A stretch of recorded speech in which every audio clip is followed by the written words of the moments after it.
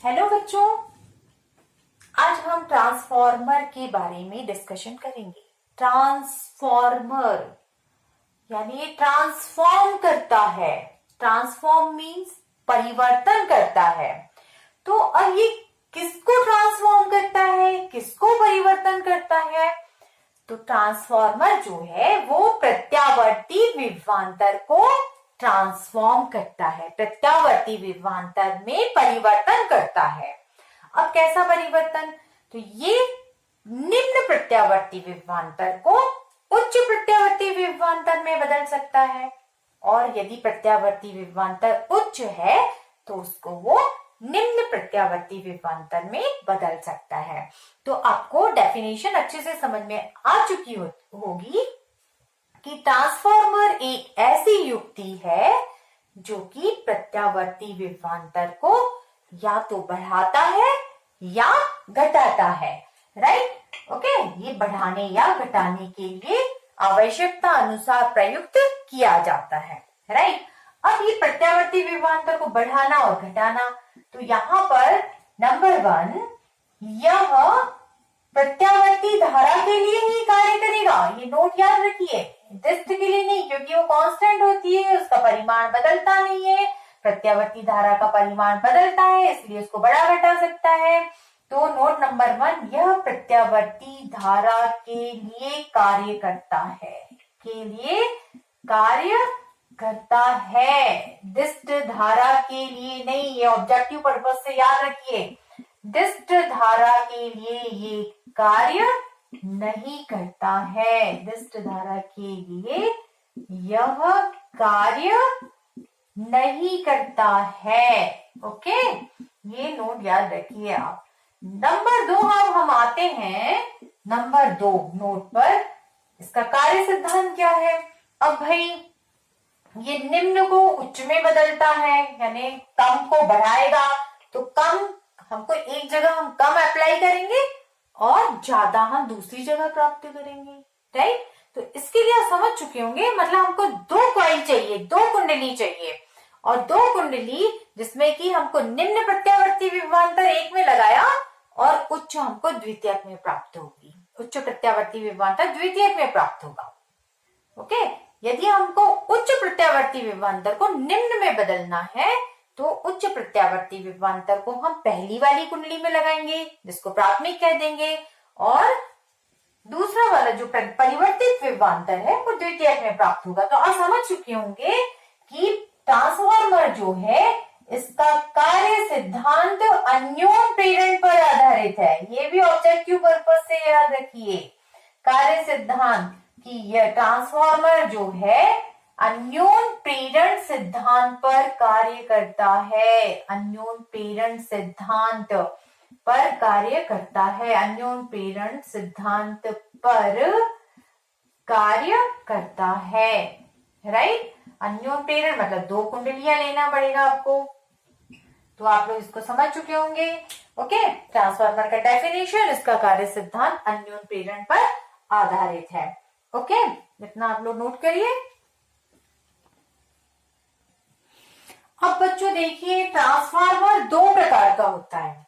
ठीक है, क्योंकि ट्रांसफार्मर प्रत्यावर्ती विभवांतर को बढ़ा भी सकता है और कम भी कर सकता है। तो इसके अनुसार इसके 2 फॉर्म हो गए, 2 रूप, 2 प्रकार, 2 टाइप हो गए। ठीक है, तो यदि ट्रांसफार्मर निम्न प्रत्यावर्ती विभवांतर को उच्च प्रत्यावर्ती विभवांतर में बदलता है तो उसको कहते हैं उच्चाई ट्रांसफार्मर। उच्च से याद रखिए, उच्च से कि ये ऊंचा करता है। किसको ऊंचा करता है? विभवांतर को। ये आउटपुट को क्या करता है, यानी जो निर्गत मिलेगा हमको वो ज्यादा मिलेगा, उच्च करेगा विभवांतर को। और विभवांतर और धारा में दोनों में उल्टा संबंध है, व्युत्क्रम संबंध है। यदि जो ट्रांसफार्मर विभवांतर को ऊंचा करता है तो धारा को नीचा करेगा। याद रखिए ये नोट कि जो ट्रांसफार्मर प्रत्यावर्ती विभवांतर को बढ़ाता है वह प्रत्यावर्ती धारा को निम्न करेगा। यानी आउटपुट में यदि प्रत्यावर्ती विभवांतर आपको द्वितीय कुंडली में या आउटपुट में प्रत्यावर्ती विभवांतर ज्यादा मिल रहा है तो आउटपुट में यानी द्वितीय कुंडली में प्रत्यावर्ती धारा कम प्राप्त होगी। और नाम से आप याद रखिए, ऊंचाई ट्रांसफार्मर यानी ये प्रत्यावर्ती विभवांतर को ऊंचा करता है, तो प्रत्यावर्ती धारा कैसी प्राप्त होगी, निम्न, राइट। प्रत्यावर्ती विभवांतर को उच्च करके आपने को द्वितीयक में प्राप्त होगा और जो प्रत्यावर्ती धारा होगी वो निम्न हो जाएगी, राइट। तो समझ चुके होंगे आप, यानी ट्रांसफार्मर में एक्चुअल में होता है, यहाँ पर क्या होता है, कोर होता है, ठीक है। ये सपोज ये ट्रांसफार्मर है, ये क्या है, इसमें बीच में कोर होता है और एक तरफ प्राथमिक कुंडली, अपन बाद में डिस्कशन करेंगे, अभी शॉर्ट में समझ लीजिए, एक तरफ प्राथमिक कुंडली होती है, ठीक है। अब ये ऊंचाई ट्रांसफार्मर है तो इसमें विभवांतर उच्च मिलता है तो द्वितीय कुंडलों की संख्या ज्यादा होती है, राइट। द्वितीय कुंडली में संख्या कैसी होती है, ये लपेटों की संख्या, द्वितीय कुंडली जो है इसमें लपेटों की संख्या को NS लिख रहे हैं, तो ये द्वितीय कुंडली में लपेटों की संख्या, प्राथमिक कुंडली में लपेटों की संख्या N क्या है, लपेटों की संख्या, नंबर ऑफ टर्न्स, N नाम दे दिया मैंने। तो यहाँ पर जो कौन सा ट्रांसफार्मर डिस्कशन कर रहे हैं अपन, ऊंचाई ट्रांसफार्मर, स्टेप अप ट्रांसफार्मर, ऊंचाई ट्रांसफार्मर। तो यहाँ पर विभवांतर कैसा मिल रहा है, उच्च मिल रहा है अपने को। तो यहाँ पे इससे याद रखिए कि द्वितीय कुंडली में हमको जो उच्च विभवांतर मिलता है, यानी द्वितीय कुंडली में लपेटों की संख्या ज्यादा होनी चाहिए, ठीक है, और प्राथमिक कुंडली में लपेटों की संख्या कम होती है। तो निम्न प्रत्यावर्ती विभवांतर को हम प्राथमिक कुंडली के सिरों के बीच में लगा देते हैं। ये क्या हो गया आपका, निम्न प्रत्यावर्ती, निम्न प्रत्यावर्ती विभवांतर हो गया। और ये यहाँ पे आपको क्या प्राप्त होगा, उच्च प्रत्यावर्ती विभवांतर, राइट। द्वितीय के सिरों पर क्या प्राप्त होगा, यहाँ पर आपको उच्च प्रत्यावर्ती विभवांतर प्राप्त होता है, राइट। तो यहाँ पे उच्च प्रत्यावर्ती विभवांतर के कारण लपेटों की संख्या कैसी होती है, नंबर ऑफ टर्न्स कैसा होता है, ज्यादा होता है। और यहाँ पे अपने को मालूम है विभवांतर धारा में व्युत्क्रम संबंध है, मतलब द्वितीय कुंडली में जो हमको धारा मिलेगी वो कैसी मिलेगी, निम्न मिलेगी। प्रत्यावर्ती धारा कैसी मिलेगी हमको, निम्न मिलेगी, राइट। तो यहाँ पर ये हो गया डेफिनेशन, ये निम्न प्रत्यावर्ती विभवांतर को उच्च प्रत्यावर्ती विभवांतर में बदलता है। अर्थात हमको निर्गत प्रत्यावर्ती धारा, मतलब जो द्वितीय कुंडली में जो धारा मिलती है यहाँ पर वो कम मिलेगी। द्वितीय कुंडली में जो प्राप्त धारा होती है प्राथमिक कुंडली से कैसी होती है, कम होती है। तो शॉर्ट में बस ये बार याद रखो, जो ट्रांसफार्मर विभवांतर को बढ़ाता है वो उसमें जो प्राप्त धारा द्वितीयक में होती है वो कम होती है। तो आप अच्छे से इसको समझ चुके होंगे। ऊंचाई ट्रांसफार्मर विभवांतर को ऊंचा करता है, यानी द्वितीय कुंडली में प्राप्त प्रत्यावर्ती विभवांतर ज्यादा होगा, और लेकिन द्वितीय कुंडली में जो धारा मिलेगी वो कम होगी। अब देखिए धारा कम होती है तो तार जो है वो पतला ले लिया जाता है। धारा कम होने के कारण देखिए, नोट याद रखिए, आप वैसे याद हो जाएंगे आपको डिफरेंस, अब दोनों ट्रांसफार्मर में अंतर वैसे याद हो जाएंगे।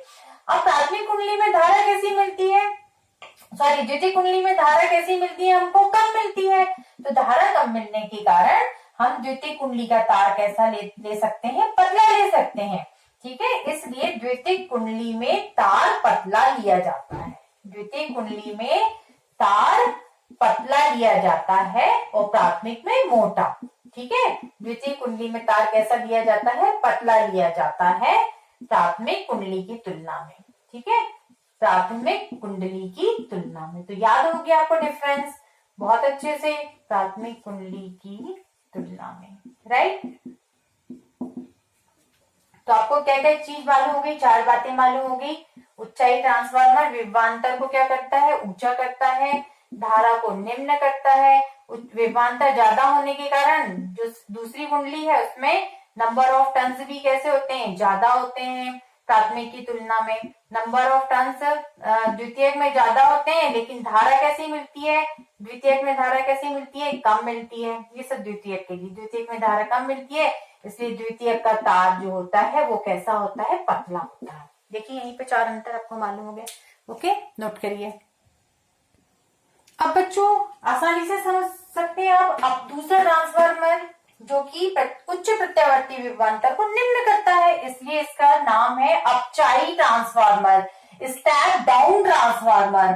ये प्रत्यावर्ती विभवांतर को निम्न करता है, उच्च प्रत्यावर्ती विभवांतर को निम्न करता है।